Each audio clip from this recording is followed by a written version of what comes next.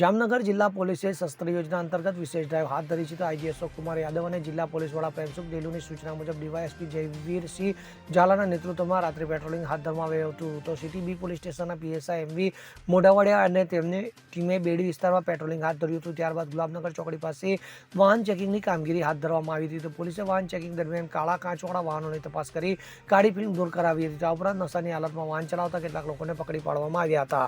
તેમની સામે કાયદેસરની કાર્યવાહી હાથ ધરવામાં આવી હતી. ત્યારે શસ્ત્ર યોજના અંતર્ગત નાકાબંધી કરી આવતા જતા વાહનોની ચકાસણી કરવામાં આવી હતી. તો મોટર વ્હીલ એક્ટ હેઠળ કાર્યવાહી કરવામાં આવી હતી. તો પોલીસે મોટી સંખ્યામાં વાહનોની તપાસ કરી શંકાસ્પદ વાહનો અને વ્યક્તિઓની ચકાસણી કરી હતી. Bureau report CN24 news. હવે જુઓ દેશ દુનિયાની તમામ ખબરો તમારી આંગળીના ટેરવે. ઉઠાવો મોબાઈલ અને Google Play Store પરથી ડાઉનલોડ કરો અમારી CN24 ન્યૂઝ મોબાઈલ એપ.